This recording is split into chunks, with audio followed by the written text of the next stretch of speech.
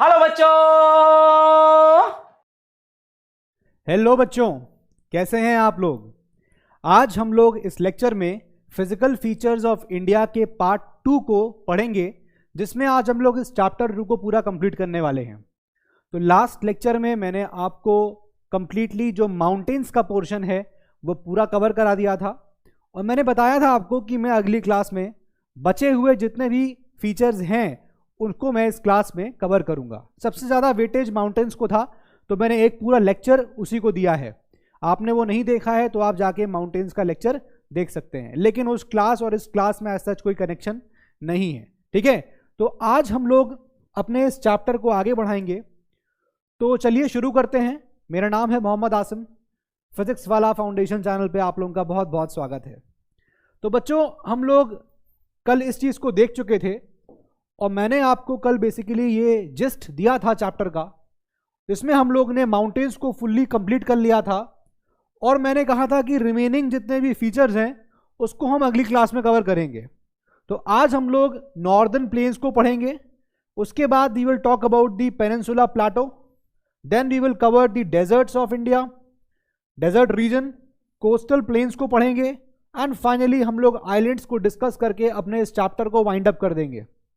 Right, again बहुत ही important chapter है, और हम लोग उसको बहुत ही अच्छे से और कंसेप्चुअल क्लैरिटी के साथ इसको पढ़ना शुरू करेंगे। साथ में हम लोग मैप वर्क भी करते चले जाएंगे, तो दोनों चीजें आपकी यहां पर कवर होती चली जाएंगी। ठीक है, चलिए शुरू करते हैं। तो अब हम लोग पहले शुरुआत करने जा रहे हैं नॉर्दर्न प्लेन से। ठीक है, अब वापस मैं आपको पहले इस नक्शे को दिखा देता हूं, और बार बार वही चीज एक्सप्लेन ना करते हुए डायरेक्टली हम लोग आज अपने फिर से इस पर्टिकुलर इंडिया के बारे में बात करने वाले हैं। तो चलिए इसको जूम इन करते हैं। माउंटेन्स हम देख चुके हैं, इस जगह की चीज़ों को हम पूरा देख चुके हैं। ये वाला एरिया हमने पूरा कवर कर लिया है, ये वाला एरिया हमने कवर कर लिया है। हमने देखा है यहाँ किस तरीके से पूरा हिल्स बना हुआ है। आज हम लोग क्या करेंगे कि हम लोग इंडिया के इस रीजन में आएंगे। आज नॉर्दर्न प्लेन्स देखेंगे, फिर हम लोग इंडिया का पेनिनसुलर प्लाटो देखेंगे, ये वाला हिस्सा, फिर हम लोग कोस्टल प्लेन्स जो हैं उनको देखने वाले हैं, जो आइलैंड्स हैं लक्षद्वीप, अंडमान और निकोबार और लक्षद्वीप, वो देखने वाले हैं, और डेजर्ट का रीजन देखने वाले हैं। तो बेसिकली इन सब रीजन्स को हम लोग आज देखने वाले हैं। अगर मैं आपको इसको अच्छे से दिखा दूं तो बेसिकली इंडिया के इस रीजन में हम लोग आज ये रीजन जो होगा that is the region of desert, वो पढ़ेंगे। ये रीजन जो है कोस्टल रीजन, कोस्ट को पढ़ेंगे। जो बाकी ये बीच का पोर्शन है पेनिनसुला प्लाटो, वो पढ़ने वाले हैं। आइलैंड्स जो देखने को मिल रहे हैं अंडमान एंड लक्षद्वीप इधर देखने को मिलेगा, वो पढ़ेंगे। तो ये चीजें, और बचा हुआ जो पोर्शन है दैट इज नॉर्दर्न प्लेन्स, ये पढ़ेंगे। राइट, हम लोग पढ़ क्या चुके हैं, we have already completed this particular portion of Himalayas. I hope इस चीज को आप अप्रिशिएट कर पा रहे हैं। ठीक है, चलिए अब हम शुरुआत करते हैं अपनी यहां से। हम लोग पहले नॉर्दर्न प्लेन्स को पढ़ते हैं। तो देखिए बच्चों, नॉर्दर्न प्लेन्स की मैं बात करूं तो मतलब अब मैं इंडिया से, हिमालय से थोड़ा नीचे की तरफ आ रहा हूं। देखिए मैं आपको समझा दे रहा हूं, कुछ सिनारियो इस तरह का है। सपोज ये आपके हिमालयाज बने हुए हैं, ठीक है, हिमालयाज हम देख चुके हैं। उसके बाद अर्थ कुछ, अपनी इंडिया कुछ इस तरह की है। अब ये कैसा बनाया है मैंने पिक्चर, इसको समझाने के लिए मैं कुछ आपको ये इमेज दिखाता हूं। देखिए, इमेजिन करिए कि हम लोग ये पोर्शन पढ़ चुके हैं। तो मैंने जो भी डायग्राम बनाया मैं फिर बना दे रहा हूं। तो मैंने डायग्राम कुछ आपको ये बनाया है कि ये हिमालयाज हैं, ये वाले हिमालयाज हो गए। उसके बाद ये जमीन दिख रही है आपको, तो वो मैंने वही जमीन बना दी आपको। ठीक है ना, मतलब अब आप अपने इंडिया को साइड से देख रहे हैं, सामने से नहीं देख रहे हैं। इमेजिन करिए ये मैप आप ऐसे लिटाल दें, ऐसे लिटालेंगे तो क्या होगा, ये जो हिमालयाज अभी आपको दिख रहे हैं ऊपर उठे हुए, वो ऐसे ऊपर दिखने लगेंगे। राइट, तो ये मैंने डायग्राम बनाया हुआ है। तो हम लोग हिमालयस की बात कर चुके हैं। अब मैं आपको बता रहा हूं कि जब ये हिमालयस खत्म होते हैं तो यहां पर क्या चीज है, ये होती है प्लेन्स। यहां मिलेगा आपको, ये जैसे हिमालय खत्म हुए तो यहां आपको मिलने लगेगा ये वाला region as plains, northern plains. तो इस रीजन की बात हम लोग अब आज करने जा रहे हैं। ठीक है, चलिए पहले समझते हैं। देखिए क्या है, तो हिमालयस हो गया, ये चाइना का साइड हो गया। ठीक है, ये चाइना का साइड हो गया, हम इंडिया की तरफ है। तो अब मैं आपको क्या बता रहा हूं कि जो नॉर्दर्न प्लेन्स हैं हमारे, they are basically formed from 3 rivers, northern plains, northern plains. अब इनकी जो फॉर्मेशन है ये बेसिकली होती है 3 रिवर से। Number 1 is Indus, number 2 is Ganga and number 3 is Brahmaputra. Brahmaputra. अब देखिए ये तीनों रिवर्स देखिए कहां कहां से शुरू होती हैं। तो मान लीजिए से ये अपना इंडिया है, बांग्लादेश हो गया, ये त्रिपुरा हो गया, ऐसे जाएगा, राइट, और ये अपना हो गया गुजरात राजस्थान का एरिया हो गया, और कुछ ऐसे जाएगा कश्मीर का एरिया हो गया, and then it will reach like this, right. अपना इंडिया समझ में आ गया ये। अब मैं आपको क्या बता रहा हूं, इंडस। मैंने कल आपको बताया था कि इंडस जो है वो समवेयर, मैंने यहां बताया था आपको ब्रह्मपुत्र के लिए कि ब्रह्मपुत्र यहां से शुरू होती है और वो ऐसे मूव करती है और इंडिया में ऐसे घुस जाती है from the place called as Namcha Barwa. और मैंने कल आपसे क्वेश्चन पूछा था कि वो कौन सी रिवर है जो इसके जस्ट बगल से स्टार्ट होगी और ऐसे निकल जाती है, right. So this river is Indus. आप लोग ने इसके आंसर भी दिए थे और मुझे काफी अच्छा भी लगा था कि आप लोग इस चीज को जान रहे हैं पहले से। तो एक रिवर शुरू होती है इसी पॉइंट से, एंड इस पॉइंट को हम बोलते हैं, मैं मान रहा हूं ये पॉइंट है लेक मानसरोवर। सुना होगा आपने इसके बारे में। तो लेक मानसरोवर के पास एक तरफ से ब्रह्मपुत्र बहना शुरू करती है एंटायरली ऑन इंडिया के जस्ट ऊपर नेपाल से, और मानसरोवर के पास ही यहां से इंडस बहना शुरू करती है और वो इस तरह से यहां पर क्रॉस करके पाकिस्तान में एंटर कर जाती है, ठीक है। तो ये इंडस हो गई, दिस इज ब्रह्मपुत्र। तो आई होप ये दोनों नदियां आपको क्लियर हो गई होंगी कहां से चल रही हैं। रही बात गंगा की, तो हम जरा गंगा को समझते हैं। आई एम श्योर गंगा के बारे में आपने इतना सुना होगा कि Ganga starts from Gangotri glacier, ये सब लोग ने सुना होगा, लेकिन मैं थोड़ा सा आपको इसमें और क्लैरिटी देना चाहता हूं ताकि आप लोगों को लगे कि हाँ कुछ तो पता चला, समथिंग जो आपको आगे काम आने वाला है। Might be in NTSC, might be आप आगे प्रिपेयर करेंगे फॉर एनी बड़े एग्जाम्स को लेकर भी, तो वहां आपको इस चीज की इंपॉर्टेंस समझ में आएगी। फिर भी मैं आपको बता रहा हूं, देखिए गंगा की बात करें बच्चों, तो गंगा बनी है 2 नदियों से, ठीक है। एक नदी है गंगा की, एक नदी है अलकनंदा। एक्चुअली गंगा बनी नहीं है 2 नदियों से, अलकनंदा इज अ ट्रिब्यूटरी, ठीक है, मिलती है आके गंगा में, लेकिन मैं बता रहा हूं कैसे। एक नदी है भागीरथी, भागीरथी। अब जरा बात सुनिएगा मेरी, क्या कह रहा हूं मैं। देखिए कैसे स्टार्ट होती है भागीरथी से, अलग गंगा स्टार्ट एज भागीरथी। गंगा जो है वो भागीरथी के नाम से शुरू होती है फ्रॉम दी गंगोत्री ग्लेशियर्स। तो यहां से मान लीजिए कि ये अगर गंगोत्री ग्लेशियर है, दिस इज गंगोत्री ग्लेशियर, तो गंगा यहां से स्टार्ट होती है गंगोत्री ग्लेशियर से, और जब गंगा स्टार्ट होती है तो उसको बोला जाता है यहां पर, it is called as Bhagirathi river, ठीक है।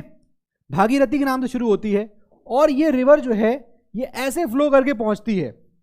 अब इस रिवर के बारे में आपको बताऊं तो यहां से एक नदी और बह के आ रही होती है, and this is called as Alaknanda.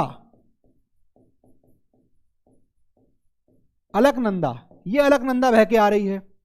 Alaknanda is meeting, ये अलकनंदा की शुरुआत कहां से होती है पहले वो लिख लीजिए। अलकनंदा की शुरुआत होती है, please right, Satopanth glacier, Satopanth glaciers. I hope ये आपको दिख रहा हो, I am not very sure, दिख रहा है, चलिए।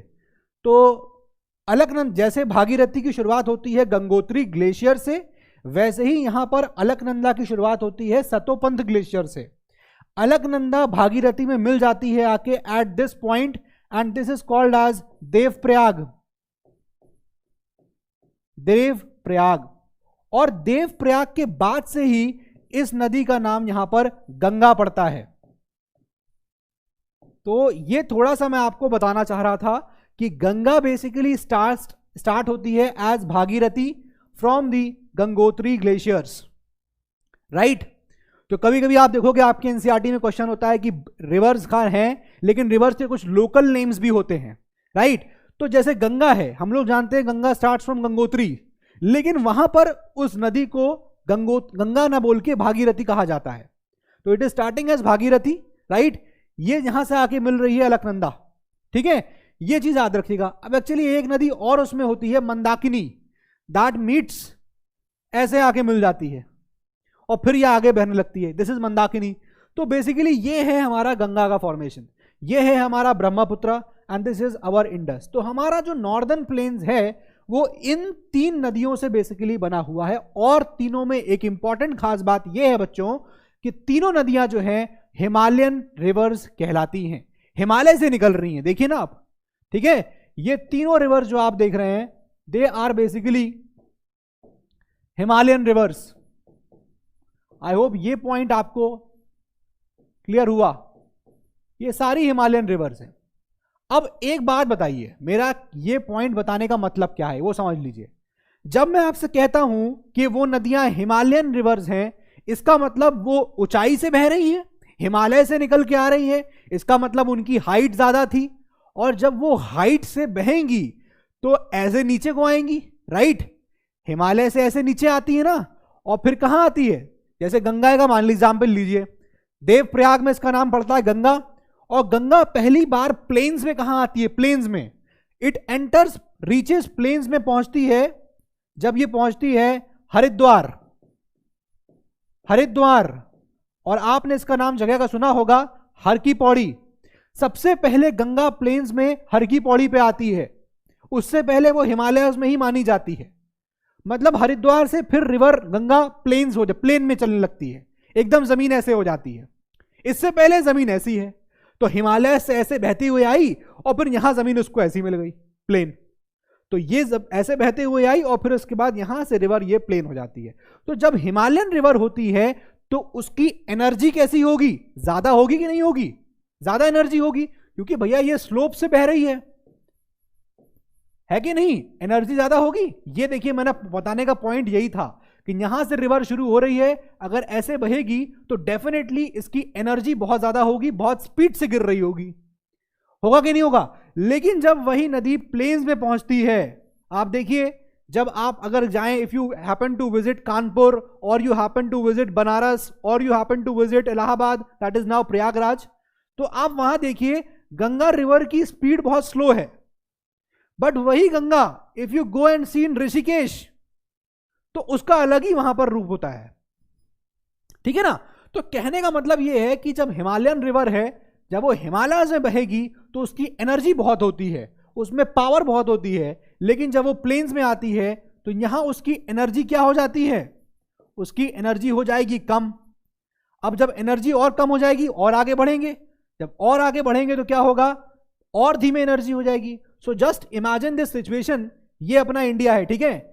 गंगा यहां से कुछ बहना स्टार्ट करती है, ऐसे बह रही है उत्तर प्रदेश के एरिया में, यहां तो हिमालयाज में थी वो, उसके बाद यहां ये प्लेन्स में आ जाती है, ये यूपी वाला एरिया है, यहां ये प्लेन्स में आती है और फिर ये ऐसे जाके निकल जाती है, एंटर्स बांग्लादेश, ठीक है। मतलब यहां बाइफरकेट हो जाती है इनटू हुगली एंड पद्मा, और हुगली और पद्मा के नाम से बेसिकली वो बांग्लादेश में जाके ड्रेन कर जाती है, पद्मा, ठीक है। तो मेरा कहने का मतलब ये है कि यार ये नदी अब यहां से शुरू हो रही है तो इसकी एनर्जी बहुत है।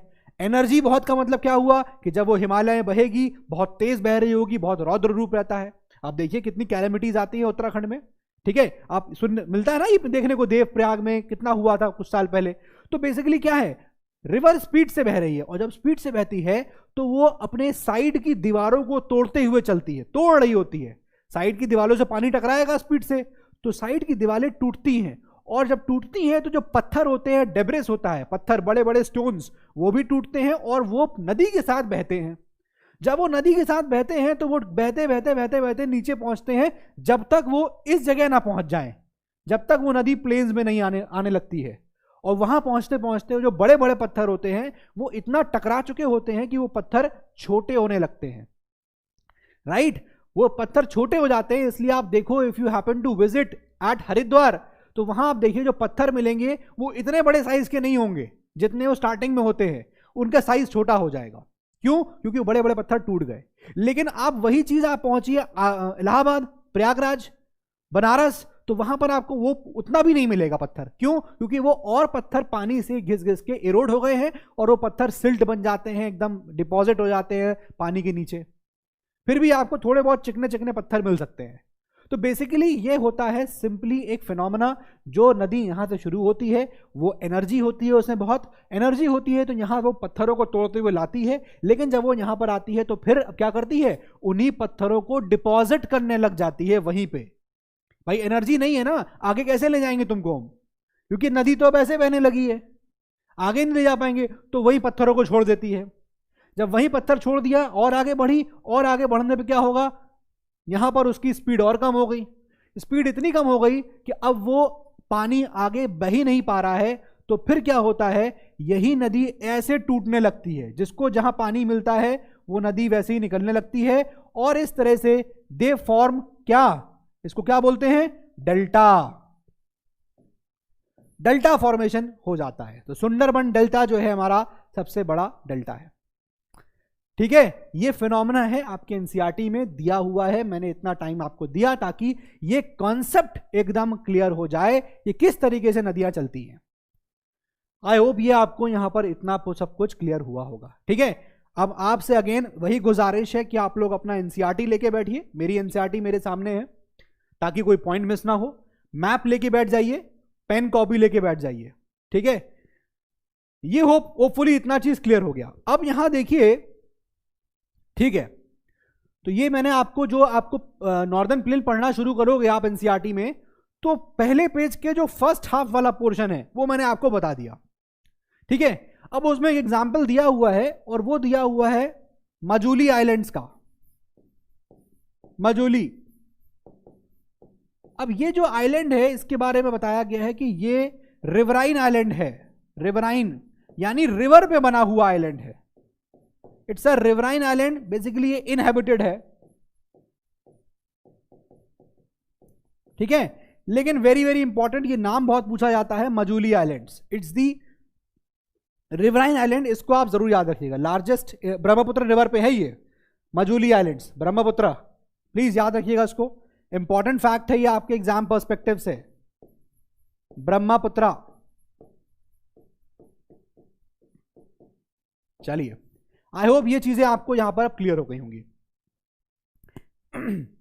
अब मैं आपको आगे बताऊंगा कि इसमें ये इसको डिवाइड कैसे किया गया है, मतलब नॉर्दर्न प्लेन्स को डिवाइड कैसे किया गया है।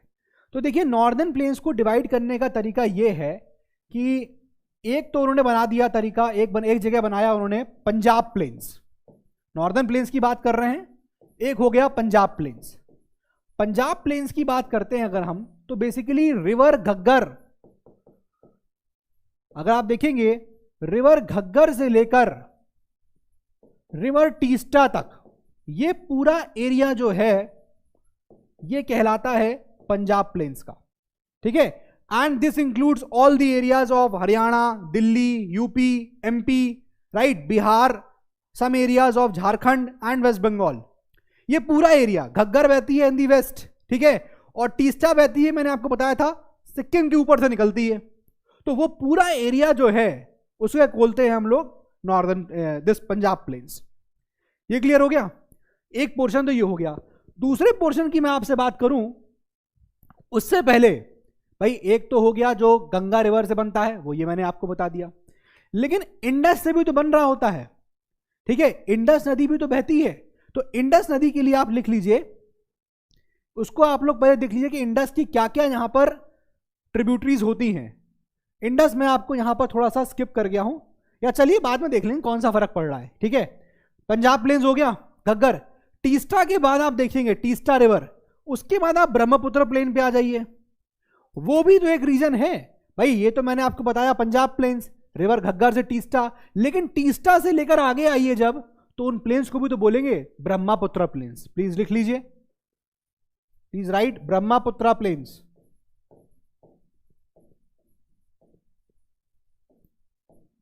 ठीक है, यह आपको देखने को मिलेगा टीस्टा रिवर से आगे, टीस्टा रिवर से लेकर पूरा ये ब्रह्मपुत्र नदी जहां बहती है वहां तक देखने को मिलेगा। ठीक है, आई होप ये दोनों नदियां की लोकेशन आपको बहुत क्लियर है। यहां पर देखिए बहती है, ये बहती है यहां पर तीस्ता, तीस्ता ऐसे बहते हुए आती है, ये है तीस्ता, ठीक है। यहां पर बह रही है गग्गर, ठीक है। तो ये बीच वाला पोर्शन पूरा हो गया हमारा, पंजाब प्लेन्स कहलाते हैं इसको हम।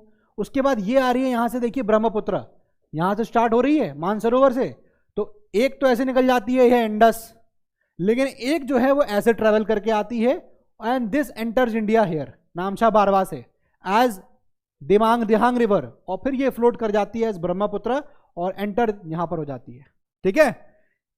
समझ में आ गया किस तरह चल रहा है हिसाब किताब, ठीक है। तो बेसिकली जो असम का एरिया है, तीस्ता के बाद आप देखिए ब्रह्मपुत्र तक, तो all these areas of Assam, ठीक है, ये सब जो है हमारा दूसरा प्लेन जो होता है ब्रह्मपुत्र प्लेन, वहां पर ये काउंट होता है, ठीक है।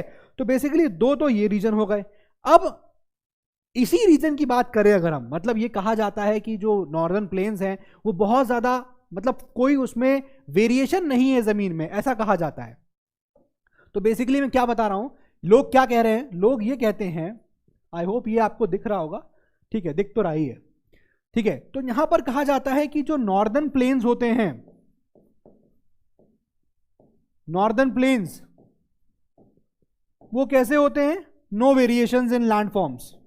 कहते हैं भैया नॉर्दर्न प्लेन्स में कोई वेरिएशंस नहीं होता है, no variations in land form.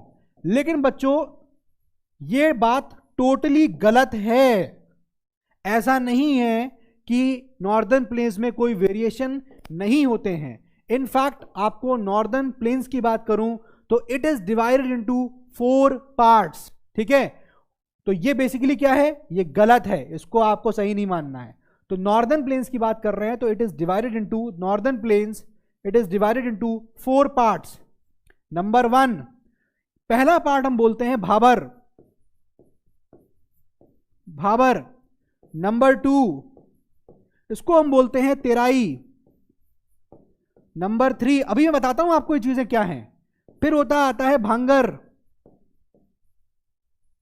और नंबर 4 ये आता है यहां पर खादर। इन 4 पोर्शंस में यहां पर ये नॉर्दर्न प्लेन्स जो हैं वो डिवाइड होते हैं। अब मैं आपको बताता हूं कि ये भाबर, तेराई, भांगर और खादर आपको कहां कहां और कैसे कैसे मिलते हैं, ठीक है। सबसे पहले हम बात करते हैं भाबर की। अब जरा देखिए यहां पर क्या होता है, फिर से वापस आते हैं इस पे हम। जब मैंने आपसे बताया कि नदी जो है ऊपर से चलती है, ठीक है, और जब यहां हिमालय से छोड़ के जब ये प्लेन्स में आ रही होती है तो क्या होता है, वहां पर एनर्जी जो है कम हो रही होती है। तो जो पत्थर ऊपर से तोड़ के लाती हैं नदियां, वो नदियां वहां पर पत्थरों को छोड़ देती हैं, डिपॉजिट कर देती हैं, क्योंकि अब उसके पास आगे ताकत नहीं बची कि उन भारी भारी पत्थरों को आगे ले जाएं। सो दैट रीजन, वहां पर नदियां गायब हो जाती हैं। क्यों? क्योंकि बड़े बड़े पत्थर ऊपर आ जाते हैं। उस जगह पे आप देखोगे तो रिवर गेट लॉस्ट, खो जाती हैं। वहां पर उस रीजन को हम बोलते हैं, that region is called as Bhabar का रीजन, ये वाला रीजन। तो अगर मैं भाबर की बात बताऊं तो बच्चों भाबर जो है, भाबर ये एक पूरा जोन है जो शिवालिक्स के पैरेलल चलता है।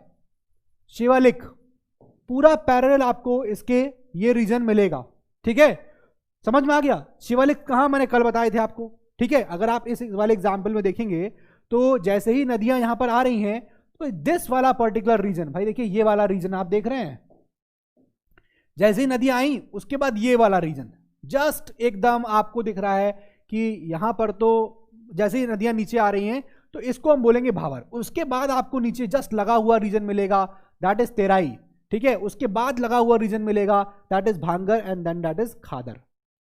ये सिर्फ रिवर के डिपॉजिट्स होने के रीजन से बनते हैं। जैसे भाबर का मैंने बताया क्या रीजन है, क्योंकि वो पत्थर ऊपर से लेके आ रहे हैं नदी, वो नदी वहां पर अब पत्थरों को छोड़ देती है, तो वो नदियां का पानी जो होता है वो उस नीचे से बहने लगता है, पत्थर बड़े होते हैं तो वहां नदी यूजली खो जाती है, ठीक है। लेकिन वही नदी आगे जाके ऊपर निकल आती है, और जब वो ऊपर निकलती है तो उसको हम लोग उस रीजन को बोलते हैं तेराई का region. This region is called as Terai, ठीक है। तो भाबर के बाद तेराई बनता है। तेराई में आप देखेंगे तो बहुत अच्छी कंडीशंस हो जाती हैं, पानी ऊपर निकल आता है, और तेराई काफी अच्छा रीजन होता है। मतलब this is very, Terai region is very wet, काफी स्वैम्पी होता है और काफी ये एरिया मार्शी होता है। दिस इज द, ये होता है तराई के बारे में। तो भाबर ये हो गया और तराई ये हो गया। ठीक है, भाबर शिवालिक के बराबर से चलते हैं एकदम। शिवालिक के फुटहिल्स पे, जैसे ही शिवालिक खत्म हो रहे होंगे उसके फुटहिल पे आप देखेंगे तो भाबर का रीजन दिखेगा। भाबर के आगे बढ़ेंगे, south of Bhabar you will get Terai region, और तेराई की भी जब आगे बढ़ेंगे तो वहां पर अब आपको दिखेगा region is basically called as, I hope ये पेन आपको दिख जाए, भाबर तेराई। उसके बाद मैं यहां लिख रहा हूं, दिख रहा है, दिख रहा है। इसके बाद रीजन आता है भांगर। ठीक है, अब भांगर जो है बेसिकली ये ओल्ड एलुवियम से बना होता है, ओल्ड एलुवियम से। यहां पर एलुवियम काफी ज्यादा पुराना डिपॉजिट हो चुका होता है। ठीक है, और ओल्ड एलुवियम जो होता है वो काफी ज्यादा यहां पर बेटर माना जाता है। ठीक है, ओल्ड एलुवियम। और यहां पर आपको जो मिलेगा, दीज आर बेसिकली हैविंग, यहां पर क्या होगा, यहां होते हैं calcareous deposits. Calcareous deposits, calcareous नहीं समझ में आ रहा है तो आप समझ लीजिए कि यहां पर कंकड़ बहुत मिलता है, छोटे छोटे कंकड़ यहां ये देखने को बहुत मिलेंगे। ये फीचर एक बहुत इंपॉर्टेंट फीचर हो गया किसका, भांगर का। उसके बाद जब फीचर नेक्स्ट बनता है, दैट इज बेसिकली, इसके बाद आता है खादर का रीजन। और खादर के बारे में आपको बताऊं अगर मैं, खादर, तो खादर ये सबसे न्यूएस्ट होता है। ठीक है, या हम कह सकते हैं सबसे यंगेस्ट यहां पर चीजें मिलेंगी आपको डिपोजिशन में, और ये इसलिए हाईली फर्टाइल रीजन हो जाता है फॉर एग्रीकल्चर एक्टिविटी। ठीक है, इंटेंस एग्रीकल्चर आपको यहां पर प्रैक्टिस करते हुए दिखेगा इन दिस रीजन ऑफ खादर,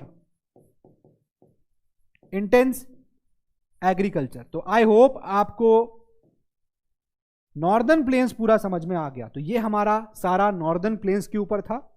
कोई कहे कि नॉर्दर्न प्लेन्स एकदम फ्लैट हैं, इट इज नॉट सो, क्योंकि नॉर्दर्न प्लेन्स में you will find 4 different types of features coming up. और अगर कोई पूछे कि हायरार्की में लगाइए फ्रॉम नॉर्थ टू साउथ, अगर ये क्वेश्चन आता है तो यही इसकी हायरार्की है। सबसे पहले भाबर, फिर तेराई, फिर भांगर और फिर खादर। कोई कहे साउथ टू नॉर्थ लगाइए तो ऐसे लगा दीजिएगा, नीचे से ऊपर। ठीक है, बाकी इंफॉर्मेशन याद रखिएगा कि इसको 2 पार्ट्स में डिवाइड भी करते हैं, पंजाब प्लेन्स है, ब्रह्मपुत्र प्लेन्स है। ठीक है, कुछ बुक्स में आपको और क्लासिफिकेशन मिल जाएगा, लेकिन नॉट रिक्वायर्ड, ये काफी होता है। ठीक है, तो हमारा यहां पर नॉर्दर्न प्लेन्स का पूरा जो पोर्शन है वो कंप्लीट हो गया। आई होप आपको ये चीज समझ में आ गया। हमने ये वाला पोर्शन जो है ये कंप्लीट कर दिया। अब हम जो बात करेंगे वो हम करने वाले हैं पेनिनसुला की। ठीक है, now we are going to talk about the peninsula. चलिए, अब पेनिनसुला की बात करूं मैं आपसे अगर, यानी मैं आपसे बात करने जा रहा हूं किस जगह की, हम बात करने वाले हैं इस पर्टिकुलर जगह की, ये वाला पर्टिकुलर रीजन जो इंडिया का है, हम इसकी बात यहां पर करने वाले हैं। अब आप सोचेंगे कि मैंने इसके ऊपर का रीजन क्यों नहीं लिया, अभी बताता हूं क्यों नहीं लिया। देखिए, हम बात कर रहे हैं पेनिनसुला की, तो सबसे पहले ये जो एरिया है, दिस इज बेसिकली सबसे ओल्डेस्ट पार्ट है, सबसे पुराना चीज है, और ये बना हुआ है हमारे पुराने पुराने जो पत्थर थे, इग्नियस, मेटामॉर्फिक, इन सब से बना हुआ है। ठीक है, पुराने पुराने। क्यों? क्योंकि आपको मैंने बताया था about the plate tectonics theory. मैंने क्या बताया था, सबसे पहले एक बहुत बड़ा ह्यूज मास था जिसको हम बोलते हैं पैंजिया, राइट। उसमें से India was a part of Gondwana land, और इंडिया का ये हिस्सा जो होता है पेनिनसुला वाला, ये टूट जाता है and starts drifting towards the Eurasian plate. ये वाला इंडिया का हिस्सा नीचे से आता है और ऐसे आकर टकराने लगता है यहां पर। ये हमारी यूरोप की प्लेट है, दिस इज यूरेशियन प्लेट। ठीक है, और जब ये इंडियन प्लेट टकराती है यूरेशियन प्लेट से तो हिमालयाज फॉर्म हो जाते हैं। तो ये जो पेनिनसुला दिख रहा है ना, ये सबसे पुराना लैंड, बड़ा लैंड मास का एक हिस्सा है। It is one of the oldest rock that is existing, जो इंडियन प्लेट का है ना, क्योंकि गोंडवाना से निकला हुआ था और डायरेक्टली ऐसे जाके फ्लोट करके लगने लग गया। तो अगर हम पेनिनसुला की बात करें तो यहां पर भी आपको बहुत ही काफी ज्यादा फीचर्स देखने को मिलेंगे। सबसे पहले मैं आपको इसमें क्या बताना चाहता हूं वो देख लीजिए। देखिए जरा, अब यहां पर सबसे पहले हम डिस्कस करेंगे अबाउट दी 2 इंपॉर्टेंट रिवर्स। अब देखिए, ये जो आपको रिवर दिख रही है, मैं रेड पेन से देना जा रहा हूं, ये रिवर ठीक है। This river is basically called as Narmada. ये रिवर कौन सी है? नर्मदा। और नर्मदा के नीचे ही आपको यहां एक रिवर देखने को मिलेगी, इसको हम बोलते हैं तापी। तो दिस इज नर्मदा और ये है तापी, बहुत इंपॉर्टेंट रिवर है, ठीक है। यहीं पर नर्मदा और तापी के साथ मैं आपको दिखाना चाहता हूं दो important ranges, that is Vindhya ranges and Satpura ranges. लेकिन उससे पहले बता दूं कि जो रीजन हमारा नर्मदा के ऊपर जाएगा, नर्मदा के ऊपर ये वाला रीजन जो भी आप देख रहे हैं, इसको हम बोलते हैं central highlands. This is basically called as central highlands, ठीक है। और जो रीजन आपका नर्मदा रिवर के नीचे मिलेगा, that is called as Deccan. इसी को हम बोलते हैं डेक्कर और नीचे इसको बोल देते हैं प्लेटो। आई होप ये चीज क्लियर हो गई। तो नर्मदा के ऊपर जो मिल रहा है that is central highlands, Narmada के नीचे जो मिल रहा है दैट इज डेक्कन, ठीक है। एक पोर्शन तो आपको ये क्लियर होना चाहिए। अच्छा, दूसरा बात मैं आपको बताऊं, जरा एक मिनट रुक जाइए। हाँ, अब यहां देखिए, ये तो इतना समझ में आ गया। अब जरा इस डायग्राम पे आ जाइए, थोड़ा सा और क्लैरिटी के साथ बनाते हैं ताकि आपको चीजें क्लियर हो। तो मैंने आपको अभी ये रिवर दिखाई, दिस इज नर्मदा, ठीक है।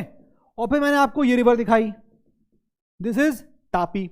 आई होप आपको दिख रही है रिवर, ठीक है।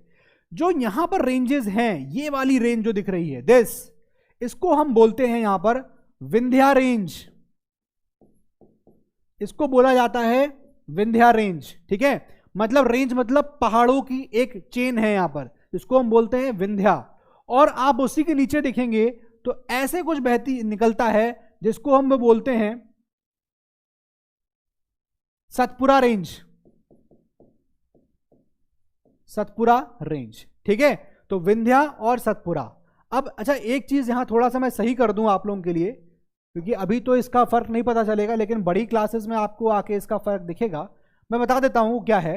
नर्मदा बेसिकली क्या है ना बच्चों, नर्मदा बहती है, नर्मदा आप देखेंगे तो नर्मदा जो है वो it flows as a rift valley, मतलब वो विंध्या और सतपुरा के बीच से बहती है, ठीक है। तो वो थोड़ा ध्यान रखिएगा कि अगर हमारी ये चीज यहां पर नर्मदा बह रही है तो ये हमारी विंध्याज होती हैं, विंध्या रेंजेस, और ये हमारी सतपुरा रेंज है, ठीक है। और यहां पर आपको देखने को मिलेगी this is Tapi. I hope ये आपको यहां क्लियर हो गया। तो ये हमारा विंध्या, ठीक है। यहां पर आपको ये रेंज दिख रही है, दिस इज सतपुरा, ठीक है। नर्मदा के ऊपर जो रीजन दिखेगा दैट इज सेंट्रल हाईलैंड, इसके नीचे दिखेगा that is called Deccan. I hope ये पोर्शन आपको इतना क्लियर हो गया। इसको मैंने आपको यहां पर भी एक्सप्लेन कर दिया है, ये वाले में ये मैंने आपको एक्सप्लेन कर दिया है, ठीक है। अब जरा यहां और चीज देखिए, इसी जगह आपको दिखेगा यहां कुछ नदियां हैं, और यहां एक इंपॉर्टेंट रिवर जो आपको देखने को मिलेंगी इस रीजन में, वो होती है जो रिवर्स बेसिकली ट्रिब्यूटरी बनती हैं यमुना की, ठीक है। चंबल, चंबल, सिंध, बेतवा, केन, 4 नदियां आपको मिलेंगी। आपके एनसीईआरटी में दी हुई हैं क्या? यस, यही 4 नदियां दी हुई हैं। तो बेसिकली क्या है सिनारियो कि ये जो आपकी बहती है दिस इज फ्लोइंग गंगा, ठीक है। यहीं पर आपकी बहती है, पास में आके यहां से बहती है, दिस इज फ्लोइंग यमुना, ठीक है। अब यमुना की यहीं पर आपको ट्रिब्यूटरीज मिलेंगी जो मिलती हैं आपको, ऐसे कनेक्ट होती हैं आके, ये कनेक्टेड होती हैं। तो इसमें आप देखेंगे तो एक नदी आपकी चंबल है, फिर उसके बाद आपको मिलेगी बेतवा। बेतवा इज बेसिकली जहां मैं रहता हूं, आई एम फ्रॉम झांसी, और झांसी के पास एक जगह है ओरछा, राइट, वहां से आपको नदी बहती मिलेगी बेतवा। तो मेरा जो रीजन है, इस रीजन को बोलते हैं हम लोग बुंदेलखंड। तो ये वाला जो रीजन है, दिस पर्टिकुलर रीजन, इसको बोला जाता है साथ में बुंदेलखंड। मैं इसलिए बता रहा हूं, अपना परिचय नहीं दे रहा हूं, आपके एनसीईआरटी में है तो आप लोगों को याद हो जाए कि अच्छा मैं अपने बारे में बता रहा था। तो this particular region is called as, this region is called as Bundelkhand. Bundelkhand का रीजन है ये, ठीक है। और इसकी आगे वाला रीजन देखेंगे आप, ये वाला यहां region, this is called as Baghelkhand.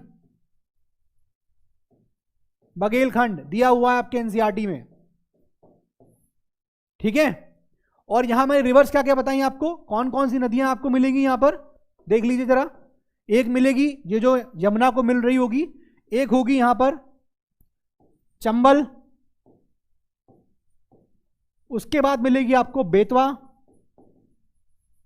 ठीक है। उसके बाद आपको मिलेगी यहां पर केन, सिंध, ठीक है। एक छोटी नदी और है दैट इज कॉल्ड धसीन, लेकिन हमको इसके बारे में पढ़ना नहीं है, ज्यादा हो जाएगा आपके लिए। ये 4 रिवर्स का जिक्र आपके एनसीईआरटी में किया हुआ है।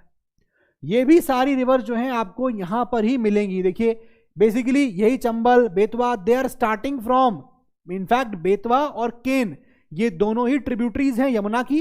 पहला चीज तो याद रखिएगा, यमुना की ट्रिब्यूटरी है, इनफैक्ट सारी रिवर उसकी ट्रिब्यूटरी है यमुना की।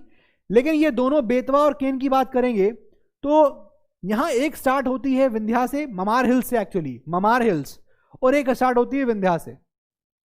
स्टार्टिंग ओरिजिन आपको पॉइंट याद करने की जरूरत नहीं है, मैं बता रहा हूं, मैंने डायग्राम में इसलिए दिखा दिया कि आपको समझ में आना चाहिए कि अच्छा एक नदी तो यहीं से शुरू हो रही है, विंध्या रेंजेस से शुरू हो रही है, ठीक है। ये चीज आपको यहां पर और याद रखना पड़ेगा। अब इसमें और क्या क्या रीजन्स हैं देख लेते हैं, ठीक है। आप देखिए इसमें आपको और क्या क्या बताया गया है, राइट। तो अब यहां एक तो ये बताया गया, दूसरा यहां पर बुंदेलखंड, बघेलखंड।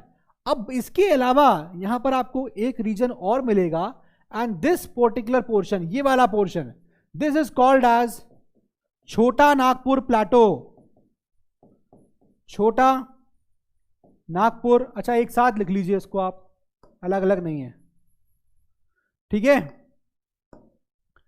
छोटा नागपुर प्लाटो, आई होप ये चीज आपको यहां पर क्लियर हो गई, ठीक है। ये याद हो गया। इसके अलावा देखिए जरा आप, ये तो हो गया अपना, यहां पर आपको मिलेगा इस जगह पे, you will find this particular area is called as Mahadev hills, Mahadev hills. Mahadev hills के अगल बगल यहां और यहां यू विल फाइंड 2 रेंजेस। ये है आपका बेसिकली कैमूर रेंज, और ये आपको मिलेगा कॉल्ड एज बैकाल रेंज। ये दोनों इंपॉर्टेंट है, इसको लिख लीजिए जरा, कैमूर रेंज और sorry Kaimur range and Maikal range, not Baikal, it's Maikal range, ठीक है। तो ये जरूर याद रखिएगा। लोकेशन देखते जाइए, महादेव हिल्स, महादेव हिल्स का आगे बढ़ेंगे eastward extension is Kaimur hills and Maikal hills. ये आपको यहां पर याद होना चाहिए। आई होप ये पोर्शन भी आपको काफी अच्छे से समझ में आ रहा है, ठीक है। अब ये नर्मदा, दिस इज बेसिकली क्या, दिस इज नर्मदा, ठीक है। और नीचे वाली इज तापी। ये दोनों ही river they are eastward westward flowing. ये दोनों रिवर जो हैं ये अरेबियन सी है आपका, ये दोनों ही नदियां अरेबियन सी में जाके मिल जाती हैं। इसके अलावा जितनी भी नदियां आपको मिलेंगी पूरे इंडिया में, they are draining on the Bay of Bengal side. सारी नदियां आपको, ज्यादातर नदियां मिलेंगी भाई यही 2 नदियां हैं जो वेस्टवर्ड फ्लोइंग हैं, नर्मदा एंड तापी। उसके अलावा मैं आपको नदियां दिखाऊं अगर, देखिए जरा सीधे रिवर्स, महानदी, गोदावरी, कृष्णा, ठीक है, कावेरी, ये सारी ऐसे बह रही हैं। They all are draining into the Bay of Bengal, Bay of Bengal. तो ये रिवर भी इंपॉर्टेंट है। दिस इज महानदी, ये बनाई है मैंने जो महानदी, याद कर लीजिए, सीक्वेंस याद कर पूछ सकता है। Arrange these rivers from north to south, Mahanadi, Godavari, Krishna, Kaveri, ठीक है, याद कर लीजिए, महानदी, गोदावरी, कृष्णा और फिर कावेरी। अब कहीं कहीं कावेरी आपको CAU से मिलेगा, कहीं कहीं KAVERI मिलेगा। तो ये रिवर्स आप और याद रखिएगा, ठीक है, इंपॉर्टेंट। कृष्णा रिवर कहां से शुरू होती है, it starts from Matheran hills, Maharashtra, ठीक है, वेरी वेरी इंपॉर्टेंट। तो एक तो ये आप याद रखिएगा। मेरे ख्याल से अब इतना हो गया। हाँ, अब देखिए जरा, अब मैं आपसे बात करने वाला हूं इसी पेनिनसुला के अंदर we are going to talk about the Western Ghats and the Eastern Ghats. ये भी तो मौजूद है यहां पर। अब जरा देख लेते हैं कैसे हैं। देखिए जरा, ब्लैक कलर ले लेता हूं मैं। दीज देखिए, ये जो आपको यहां से दिखेगा ये वाला रेंज, दिस पर्टिकुलर, मैं देखिए इसको एकदम कोने से नहीं छुला रहा हूं, ये वाला रेंज, और फिर आपको ये रेंज देखने को मिल रही होगी, ये तो बेसिकली इसको हम लोग बोलते हैं क्या, this is called as Western Ghats. अब वेस्टर्न घाट का मतलब यहां पर क्या हो गया, वेस्टर्न घाट्स बेसिकली एक तरीके से हिल्स हैं, कुछ हिल्स हैं जो आपको लगातार यहां से लेकर यहां तक मिलेंगे, और आप इन हिल्स को कुछ पासेस के थ्रू ही पास कर सकते हो। कुछ पास होते हैं, वहीं से आप उनसे निकल सकते हो। एग्जाम्पल ले लीजिए, पाल घाट लिख दे रहा हूं मैं। यानी ये जो पासेस, ये जो घाट है वेस्टर्न घाट, इसको आप कहीं कहीं ओपनिंग होती है, ऐसे हमारे हिमालय में पासेस थे ना, मैंने कल लिखवाए थे आपको, बोमडीला, शिवकिला, लिपुलेक, माना पास, जेलेपला, नथुला, सारे पासेस हैं, हिमालय है, पहाड़ है, पहाड़ के आपको कहीं कहीं से रास्ते निकल आते हैं तो उसको हम पास बोलते हैं। ठीक है, वैसे ही इस जगह पे भी आपको कुछ पास मिलेंगे। एग्जाम्पल मैं एक लिख दे रहा हूं यहां पर, and that is Palghat. ठीक है, there are 2 more examples in your NCERT, look into for that. किताब खोलिए, देखिए उसमें दो एग्जाम्पल और दिए हुए हैं, मैंने एक मेंशन कर दिया पाल घाट।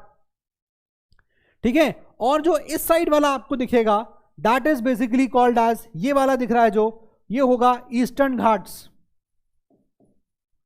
ईस्टर्न घाट्स। अब जरा बातें सुनिए, जरा मैं क्या बता रहा हूं।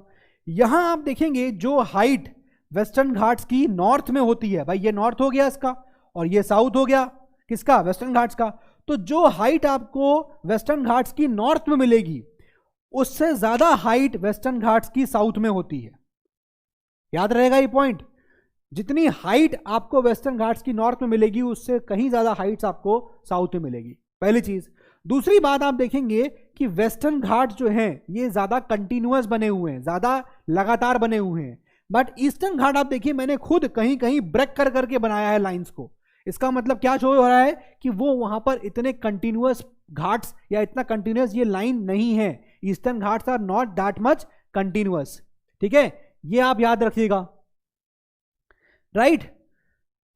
अब इसके अलावा देखिए यहां पर एक पॉइंट आता है, दिस पर्टिकुलर प्लेस, यहां आप देखेंगे ये, here you will find one hill station, और वहां पर हिल्स भी है, that is called Anaimudi, very important, Anaimudi hills.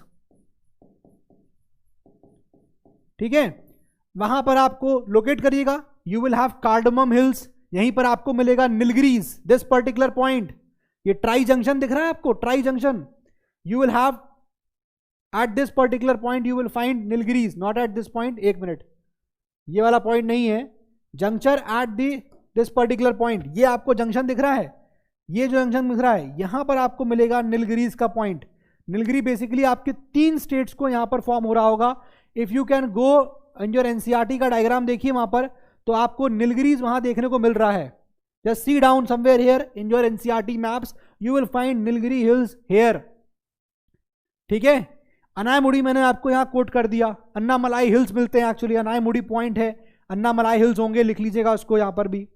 ठीक है, तो ये हमारा पूरा जो है वो पेनिनसुला का रीजन भी यहां पर कंप्लीट हो जाता है। अच्छा, अब एक यहां पर और आपको बताना है मुझे, क्या पॉइंट है, हाँ, अब एक पॉइंट ये बताना है आप लोगों को कि ये जो पर्टिकुलर रीजन दिख रहा है आपको, दिखा देता हूं कौन सा, देखिए जरा, दिस वाला, ये वाला रीजन जो आपको दिख रहा है, ये रीजन जो बच्चों है ना, ये वाला रीजन जो दिख रहा है आपको, महाराष्ट्र का रीजन दिख रहा है, ये रीजन जो है it is very very rich in कौन सा, ब्लैक सॉइल। मतलब यहां आपको मिलेगा ब्लैक सॉइल, और ब्लैक सॉइल जो होता है ये बहुत ही ज्यादा इंपॉर्टेंट होता है कॉटन के प्रोडक्शन के लिए, इसलिए इसको कभी कभी हम लोग बोलते हैं black cotton soil. Point is clear, इसको हम लोग क्या बोलते हैं, ब्लैक कॉटन सॉइल। और इस एरिया को हम लोग बोलते हैं, दिस पोर्शन जो मैंने इंसर्कल किया है ब्लू पेन से, इसको हम लोग बोलते हैं, प्लीज राइट, डेक्कन ट्रैप। इसको हम लोग कहते हैं डेक्कन ट्रैप।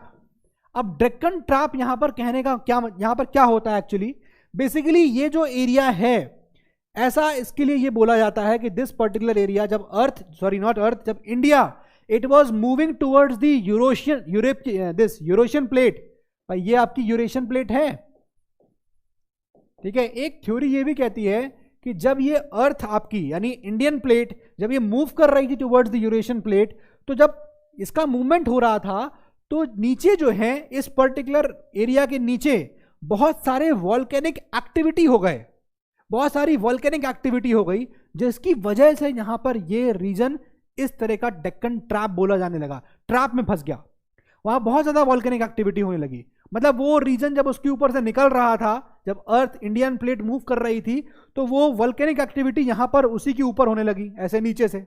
इस वजह से यहाँ की जो जमीन है, वो यहाँ सॉइल है, वो ब्लैक सॉइल बन गया, and that is very good for cotton production. I hope ये चीज यहां पर आपको क्लियर हो गई, ठीक है। नॉर्दर्न प्लेन्स हो गए अपने,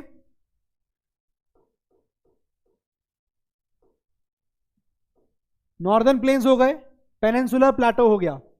अब हम बात करने वाले हैं डेजर्ट्स की, कोस्टल प्लेन्स की और आइलैंड्स की। थोड़ा सा पोर्शन बचा है, अब ज्यादा बचा भी नहीं है। देखिए जरा, डेजर्ट की बात करें तो ये वाला जो रीजन है, दिस पर्टिकुलर रीजन,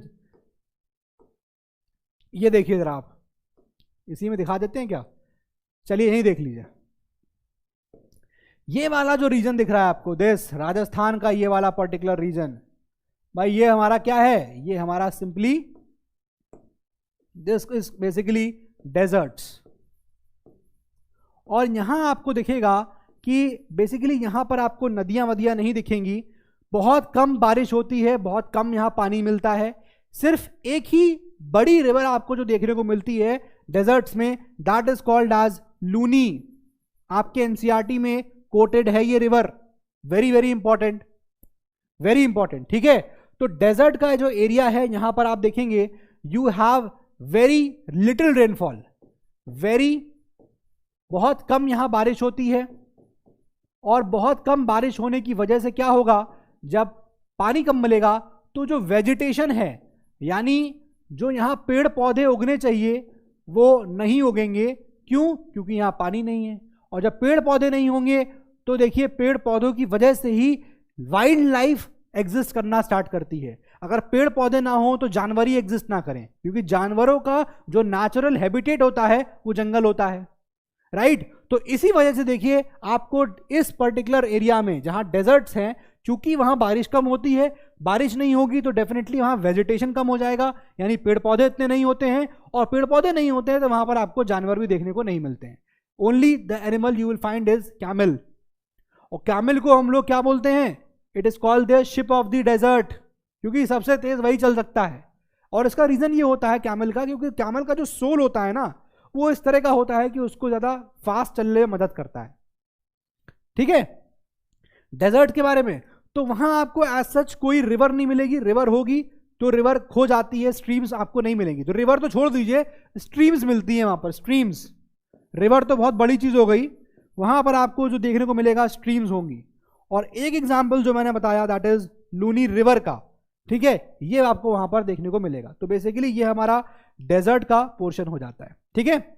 चलिए अब मैं आपसे बात करने वाला हूं कोस्टल प्लेन्स की। कोस्टल प्लेन्स, मैंने अभी आपको यहां बताया about the Western Ghats and the Eastern Ghats. अब मैं अगर वेस्टर्न घाट के थोड़ा इस साइड जाऊंगा, यानी ये वाला जोन आपको दिख रहा है जो, यानी अब मैं आपसे बात करने वाला हूं इमीडिएटली आफ्टर वेस्टर्न घाट्स में ये बाउंड्री भी बात करनी हूं। ये क्या चीज है, ये है हमारा कोस्ट, ये हमारा क्या है, कोस्ट। अब हम इसकी बात करने वाले हैं, समझ में आ रहा है। ये दोनों चीज सेम नहीं है, ये वेस्टर्न घाट्स अलग चीज थे, ये फीचर है, और हम बात करने वाले हैं अब अलग चीज की, कोस्टल प्लेन्स की। कोस्ट क्या होता है, समुद्र के किनारे, तो हम क्या बात कर रहे हैं, कोस्टल प्लेन्स, ऐसे प्लेन्स जो कोस्ट के किनारे हैं, ठीक है। तो कोस्टल प्लेन्स अगर आप देखेंगे तो बच्चों, कोस्टल प्लेन्स की बात करें अगर, ओहो, कोस्टल प्लेन्स की बात करूं मैं आपसे अगर,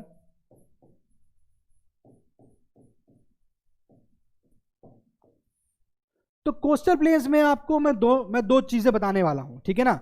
एक तो आपको ये वाला कोस्टल प्लेन बताऊंगा जो इस जगह आपको दिखता है बॉम्बे गोवा के एरिया में, फिर नीचे केरला के रीजन में मिलेगा, फिर आपको तमिलनाडु का रीजन मिलेगा, और फिर यहां आपको ये पूरा रीजन मिलेगा, ठीक है। तो मैं कोस्टल प्लेन को ज्यादा बेटर मार्क कर सकूं उसके लिए मैं आपको यहां दिखा देता हूं उन कोस्टल प्लेन्स को, ठीक है। अब जरा आप देखिएगा कि कोस्टल प्लेन यहां कैसे हो रहे हैं। देखिए ये वाला जो कोस्टल प्लेन है यानी कोस्ट के ऊपर बसना है सीधे, ठीक है। चलिए देखिए जरा, दिस पर्टिकुलर एरिया यहां से लेकर ये वाला area till Panjim etcetera Goa, ये रीजन जो है, इतने रीजन को हम बोलते हैं, दिस इज कॉल्ड एज, लिख लीजिए, Konkan. Please write this region as Konkan, ठीक है। अब आगे लिखिए, इसके बाद जो बीच का रीजन आपको दिखेगा थोड़ा बहुत हल्का सा, this is called as Kannada, ठीक है। और उसके बाद जो ये वाला कोस्ट दिखेगा नीचे, ये वाला कोस्ट जो दिख रहा है, ठीक है, इसको हम लोग बोलते हैं, दिस पर्टिकुलर एरिया, ये बोला जाता है, लिखिए, मालाबार, कोंकण, कन्नड़, मालाबार। तो बेसिकली मुंबई के पास वाला जो कोस्ट है उसको हम बोलते हैं कोंकण कोस्ट, बीच में जो मिलता है दैट इज कन्नड़ कोस्ट, और पर नीचे जो मिलता है दैट इज मालाबार कोस्ट, ठीक है, समझ में आ गया। अब मैं अगर इस वाले कोस्ट की बात करूं, ये जो कोस्ट चलता है इंडिया का, this is basically called as Coromandel coast, Coromandel coast, ठीक है। और ये वाला जो आपको एरिया दिख रहा है इसको हम लोग बोलते हैं नॉर्दर्न सरकार, जैसे भी आप प्रोनाउंस कर लें इसको, ठीक है। ये हमारे कोस्टल प्लेन्स हैं, ये 5 कोस्टल प्लेन्स आपके एनसीईआरटी में मेंशन्ड हैं, इसको आपको ऐसे ही याद करना है, there is no other alternative. कुछ और यहां बचा हुआ है, ठीक है, और कुछ नहीं बचा हुआ। एग्जाम्पल यहां पर उन्होंने एक दिया है चिल्का लेक का, बहुत इंपॉर्टेंट है। चिल्का लेक के बारे में आप लोग यहां लिख लीजिए, लार्जेस्ट सॉल्ट वाटर लेक है Chilka lake, very very important, please mark, लिख लीजिए इसको यहां पर कहीं, चिल्का लेक। चिल्का लेक को कहा जाता है कि ये लार्जेस्ट सॉल्ट वाटर लेक है। काफी ज्यादा इंपॉर्टेंट बायोडायवर्सिटी वाला एरिया भी है, काफी ज्यादा यहां पर आपको बायोडायवर्सिटी मिलेगी। बायोडायवर्सिटी मतलब यहां पर आपको कई तरह की प्रजातियां मिलेंगी, प्लांट पौधे यहां बहुत अच्छे डिफरेंट वैरायटी के मिलेंगे, तो ये एक इंपॉर्टेंट हो गया। तो ये हमारा हो गया कोस्टल प्लेन्स का एरिया, ठीक है। तो हमारा ये तीसरा पोर्शन भी कंप्लीट हुआ। अब यहां पर आप देखिए कि, अच्छा याद रखिएगा ये एक उड़ीसा में है, ठीक है। अगर आपको ये नहीं पता है तो देखिए कहां पर है, मैं दिखा दे रहा हूं एग्जैक्टली। तो ये जो आपको एरिया दिख रहा है बेसिकली, तो उड़ीसा में आपको यहां पर दिस पर्टिकुलर पोर्शन पे you will find Chilka lake, ठीक है। स्टेट लिख लीजिए, वही इंपॉर्टेंट है, मार्क आप कर लीजिएगा, कहां पर है, उड़ीसा में। इनफैक्ट रिवर महानदी जो है, रिवर महानदी, ये दिख रही है रिवर महानदी, इसी नदी पे आप देखेंगे आगे जाल के यहां पर चिल्का लेक बना हुआ है, इस जगह कहीं आपको देखने को मिलेगा, ठीक है। तो ये पोजीशन यहां पर हो गई चिल्का लेक की, ये आप इसको जरूर याद रखिएगा। चलिए moving on to the next, अब हम बात करने वाले हैं यहां पर अपने आइलैंड्स के बारे में। Now we will talk about the islands, ठीक है। तो आइलैंड्स की बात करें तो इंडिया में आप देखेंगे कि, अच्छा आपको याद आ रहा होगा कि मैंने ये तो आपको फर्स्ट वाले चैप्टर में ही बताया था, है ना, तो वही सही बात है, बताया ही था मैंने आपको। अब इंडिया में आइलैंड्स की बात करेंगे तो there are 2 group of islands basically. एक ग्रुप ऑफ आइलैंड्स मिलेगा आपको लक्षद्वीप में, लक्षद्वीप, ठीक है, ये आपको मिलेगा इंडिया के ऑन दी वेस्टर्न साइड। ये वाला जो आपको दिख रहा है दिस पर्टिकुलर रीजन, ये है हमारा लक्षद्वीप आइलैंड्स, ठीक है। यहां पर आपको जितने भी आइलैंड मिलेंगे वो लक्षद्वीप होंगे। और जो दूसरा आइलैंड मिलता है that is basically Andaman and Nicobar islands, ये आपको यहां दिख रहा है दूसरा आइलैंड। तो बेसिकली यहां पर क्या क्या हो गया, एक तो हो गया लक्षद्वीप और दूसरा हो गया यहां पर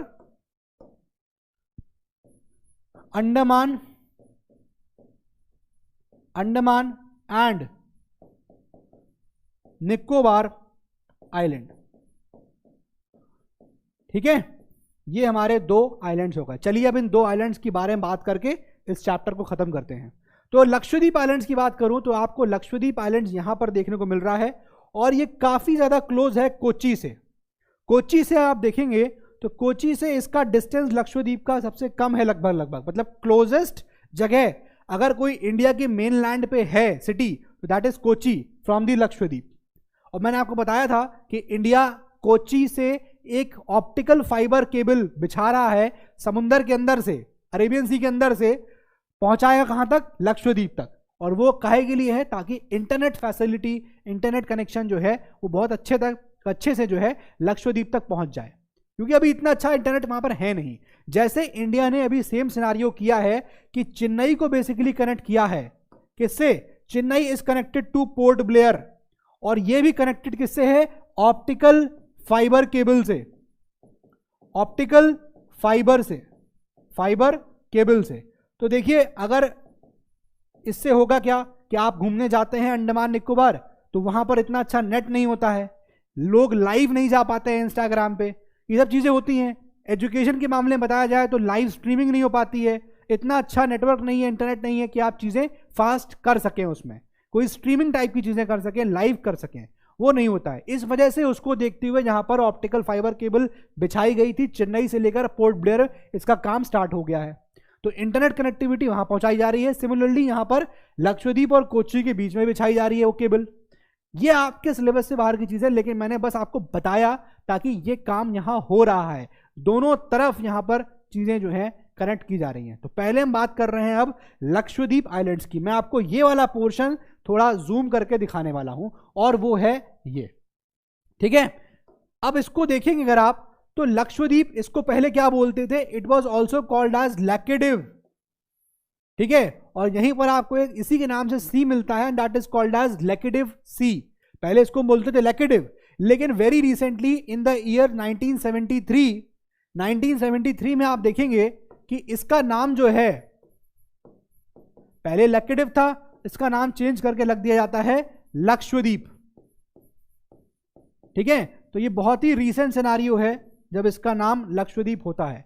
अब मैं आपको और चीजें दिखाऊं तो देखिए जरा, ये लक्षद्वीप हो गया, इसका सबसे बड़ा जो आइलैंड है वो आपको जस्ट इसके ऊपर दिख रहा है, and that is Androth island. ये अगर आप जाएंगे लक्षद्वीप गवर्नमेंट की वेबसाइट पे, इंटरनेट पे, तो वहां पर ही ये चीज लिखी हुई है कि Androth island is the biggest island, and then it is followed by Minicoy islands. आप नीचे आएंगे अगर तो ये 9 डिग्री चैनल दिख रहा है, 9 डिग्री चैनल के नीचे आपको मिलेगा मिनिकॉय आइलैंड्स, इसका यहां पर जूमिंग दिखाया गया है, मिनिकॉय आइलैंड्स, ठीक बात है।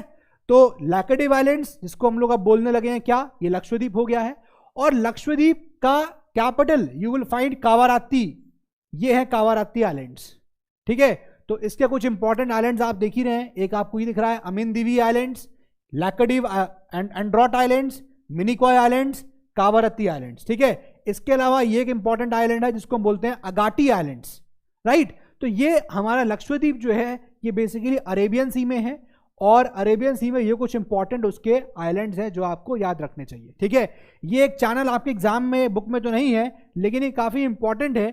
सवाल कभी कभी आप देखेंगे बड़ी क्लासेस में पूछा जाता है, इनफैक्ट सिविल सर्विसेज तक में सवाल आता है कि वो कौन सा चैनल है जो मिनिकॉय आइलैंड्स को सेपरेट कर देता है from the rest of the Lakshadweep islands, तो दैट इज 9 डिग्री चैनल, ठीक है। अब ये 9 डिग्री क्या है, 9 डिग्री लैटिट्यूड हो गया भाई, लैटिट्यूड्स ऐसे ही जाते हैं ना, देखिए ये 10 डिग्री दिख रहा है, 11 डिग्री, 12 डिग्री, तो ये 9 डिग्री दिख रहा है, देखिए लिखा हुआ है 9 डिग्री। तो 9 डिग्री चैनल है वो सेपरेट करता है मिनिकॉय आइलैंड्स को with the rest of the Lakshadweep, ठीक है, समझ में आ गया। Moving on to the other side, अगर हम बात करें अंडमान और निकोबार की, तो मैं आपको ये भी दिखा चुका हूं, और आप यहां देखिए कि ये अंडमान और निकोबार आइलैंड्स आपको दिख रहे होंगे। तो जितना पास हमारा ये डिस्टेंस नहीं है, अंडमान हमसे कितना दूर है, और अंडमान वही देखिए कंपैरेटिवली कितना पास है अदर कंट्रीज से, अदर कंट्रीज से कितना पास है, लेकिन ये हमारे कंट्री के अंदर आता है। और यहीं पर आपको सबसे नीचे इंडिया का सबसे यहां पर आपको सबसे सदर्न मोस्ट पॉइंट मिलेगा, दैट इज इंदिरा पॉइंट।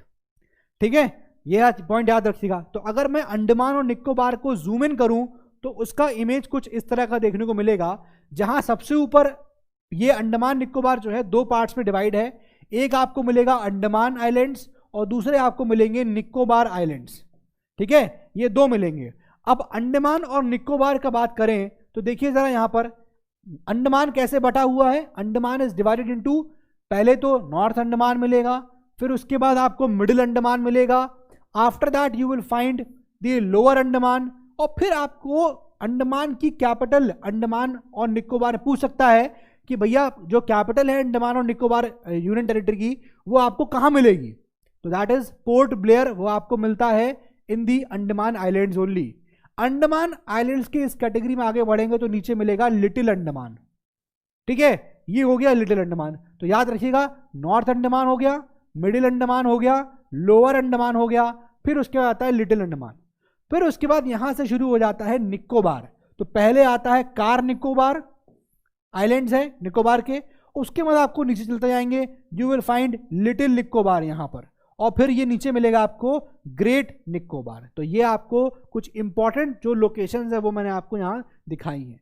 यहीं पर आपको इंडियन ओशन के आगे, अंडमान के आगे आपको अंडमान सी भी मिलेगा। कई बार यहां पर जाके हमारी मिलिट्रीज जो है वो एक्सरसाइज भी करती हैं। ठीक है, इस वजह से मैंने आपको ये लोकेशन थोड़ा सा दिखा दिया। ठीक है, अब यहां पर एक बहुत इंपॉर्टेंट वल्केनो है और उसका नाम है, आप बेसिकली उसको बोलते हैं बैरन आइलैंड्स, बैरन आइलैंड। और यहां पर आपको मिलेगा हमारे जो इंडिया का एक्टिव वॉल्केनो है वो आपको यहां पर देखने को मिलता है। ठीक है, उसको लिख लीजिए आप, बैरन आइलैंड्स, अंडमान और निकोबार में ही मिलेगा। आइलैंड को शॉर्ट में लिख रहा हूं ISL।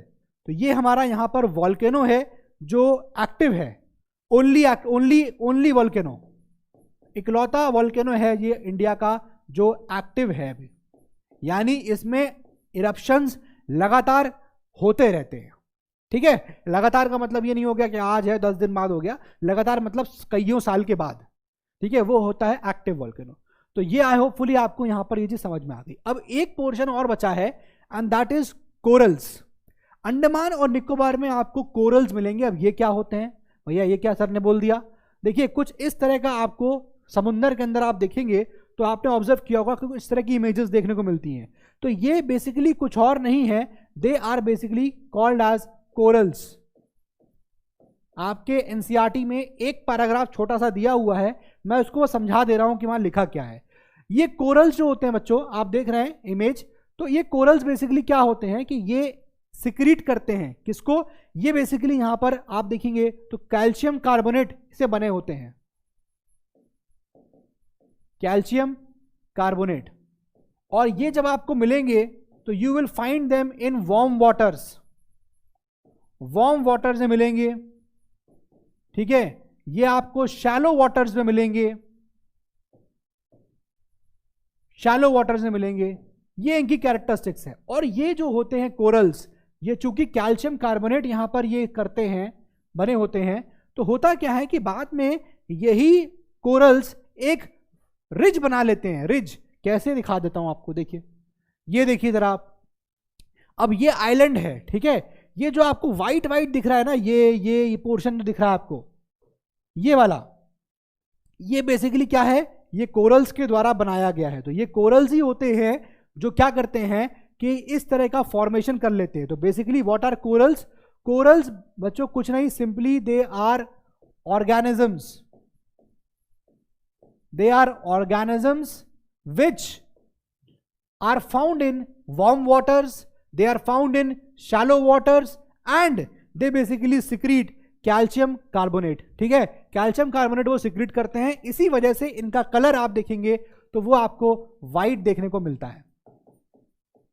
ठीक है, समझ में आ गया। तो अब ये कुछ कुछ फीचर्स बनाते हैं, अब ये कुछ फीचर्स बनाते हैं जिसको हम बोलते हैं कि ये रीफ्स बनाते हैं। जैसे फॉर एग्जाम्पल मान लीजिए ये एक यहां पर पहाड़ है और ये पहाड़ आपको समुंदर के बीच में है।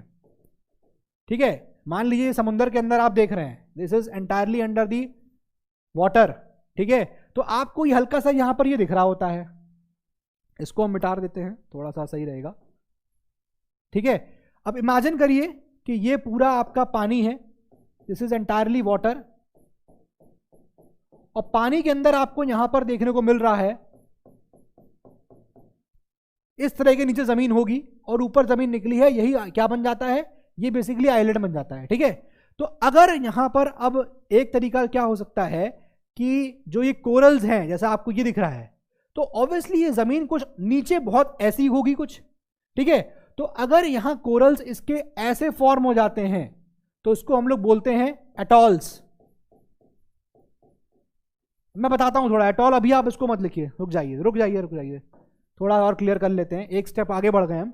देखिए जरा, तो बेसिकली क्या है कि जब यहां पर ये बना रहे हैं कोरल रीफ्स, इनके चारों तरफ आ रहे हैं, तो कुछ कुछ इनके फीचर्स होते हैं। जैसे फॉर एग्जांपल समझिएगा कि अगर ये कोरल रीफ्स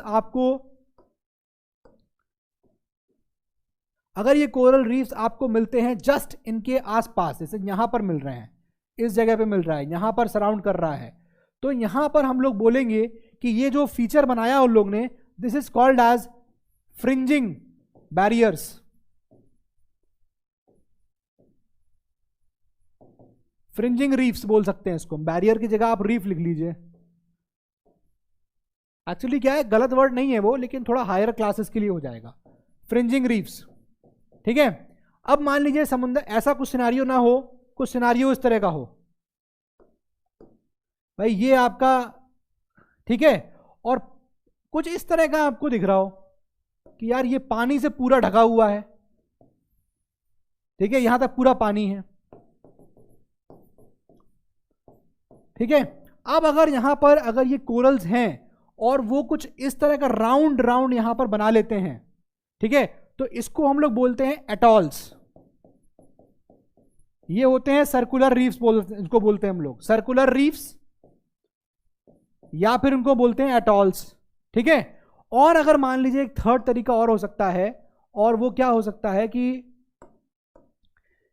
हो सकता है कि आपको ये जमीन है, आइलैंड है, आइलैंड से ऐसे आके निकले आप, ठीक है, ये आइलैंड है और आइलैंड में आपको पानी दिख रहा है, यहां पर ये इस तरह का पानी बना हुआ है, ये है पानी।